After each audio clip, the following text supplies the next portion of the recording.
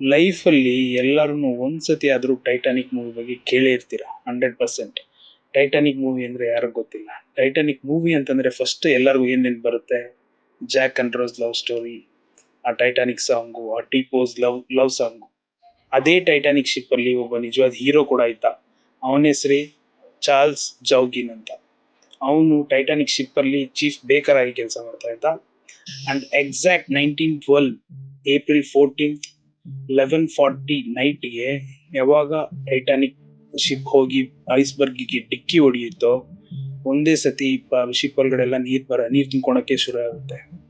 But ಅಲ್ಲಿರೋ ಜನ ಎಲ್ಲರೂ ಪ್ಯಾನಿಕ್ ಆಗಿ ಏನ್ ಮಾಡ್ಬೇಕು ಅಂತ ಗೊತ್ತಿಲ್ಲದೆ ಓಡಾಡ್ತಾ ಇರೋವಾಗ ಚಾರ್ಲ್ಸ್ ಜೋಗಿನ್ ಮಾತ್ರನೇ ಏನು ಟೆನ್ಷನ್ ಆಗದೆ ನಾರ್ಮಲ್ ಆಗಿ ಶಿಪ್ ಅಲ್ಲಿ ಎಲ್ಲರೂ ಯಾರ್ಯಾರೆಲ್ಲ ಟೆನ್ಷನ್ ಆಗಿ ಓಡಾಡ್ತಾ ಇದ್ರು ಅವ್ರನ್ನೆಲ್ಲರನ್ನು ಲೈಫ್ ಬೋಟ್ ಎದುರಿಸಿ ಅವ್ರಿಗೆಲ್ಲರಿಗೂ ತನ್ನ ಹತ್ರ ಇದ್ದಿದ್ದ ಬ್ರೆಡ್ನೆಲ್ಲ ಕೊಟ್ಟು ಅಂಡ್ ಶಿಪ್ ಅಲ್ಲಿ ಇದ್ದಂತ ಚೇರ್ಗಳನ್ನೆಲ್ಲಾನು ನೀರಿಗೆ ಎಸ್ದು ಸೊ ದಟ್ ಆ ಚೇರ್ ಹಿಡ್ಕೊಂಡು ಯಾರನ್ನ ಬದುಕ್ತಾರೆ ಅನ್ನೋ ಮೈಂಡ್ ಸೆಟ್ ಅಲ್ಲಿ ಆ ತರ ಎಲ್ಲ ಹೆಲ್ಪ್ ಮಾಡಿ ಅದನ್ನ ಬಿಟ್ಟು ಕೂಡ ಅವನಿಗೆ ಸಪರೇಟ್ ಆಗಿ ಲೈಫ್ ಬೋಟ್ ಅಲ್ಲಿ ಹೋಗಿ ಸೇವ್ ಆಗೋ ಚಾನ್ಸ್ ಇದ್ರೂ ಕೂಡ ಅವ್ನ್ ಫಸ್ಟ್ ಹೆಣ್ಮಕ್ಳು ಹೋಗಿ ಸೇಫ್ ಆಗ್ಲಿ ಅಂತ ಅಂದ್ಬಿಟ್ಟು ಫಸ್ಟ್ ಅವ್ರಿಗೆ ಹೆಲ್ಪ್ ಮಾಡ್ತಾನೆ. ಅವ್ರಿಗೆಲ್ಲ ಹೆಲ್ಪ್ ಮಾಡಿದ್ಮೇಲೆ ಇನ್ನೇನ್ ಬೋಟ್ ಮುಳುಗೋದಕ್ಕೆ ಇನ್ನು ಸ್ವಲ್ಪ ಟೈಮ್ ಇದ್ದಾಗ ಆರಾಮಾಗಿ ಅವನ್ ಕ್ಯಾಬಿನ್ಗೆ ಹೋಗಿ ಕುತ್ಕೊಂಡು ಅವನ ಹತ್ರ ಇದ್ದಿದ್ ವಿಸ್ಕಿ ಕುಡಿತಾನೆ. ವಿಸ್ಕಿ ಕುಡಿದು ಇನ್ನೇನ್ ಬೋಟ್ ಫುಲ್ ಮುಳುಗೋವಾಗ ಅವನು ವಾಪಸ್ ಬಂದು ಅದೇ ಸಮುದ್ರಕ್ಕೆ ಜಿಗಿತಾನೆ.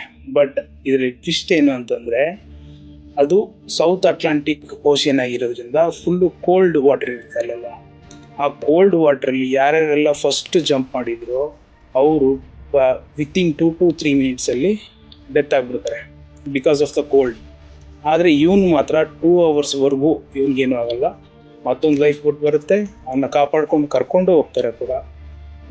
ವಾಪಸ್ ಕರ್ಕೊಂಡು ಹೋಗಿ ಡಾಕ್ಟರ್ಗಳು ಚೆಕ್ ಮಾಡ್ತಾರೆ ಏನು ಇವ್ನ ಹಿಂಗ್ ಬದುಕ್ದ ಅಂತ ಚೆಕ್ ಮಾಡಿದಾಗ ಅವನ ಮೈ ಮೇಲೆ ಒಂದು ಗಾಯನೂ ಇರಲ್ಲ, ಅವನ್ಗೇನು ಆಗಿರೋದಿಲ್ಲ.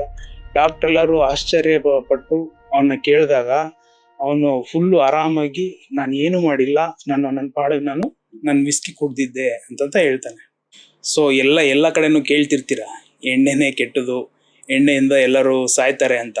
ಬಟ್ ಆ ಟೈಮಲ್ಲಿ ಚಾರ್ಲ್ಸ್ ಜೋಗಿನ್ನ ಉಳಿಸಿದ್ದು ಎಣ್ಣೆನೆ. ಅದಕ್ಕಂತ ಎಣ್ಣೆನ ಪ್ರಮೋಟ್ ಮಾಡ್ತಾ ಇಲ್ಲ, ಬಟ್ ಇದು ನಿಜವಾದ ನಡೆದ ಕತೆ. ಇದರ ಅನಿಸಿಕೆನ ಕಮೆಂಟಲ್ಲಿ ತಿಳಿಸಿ. ಧನ್ಯವಾದಗಳು.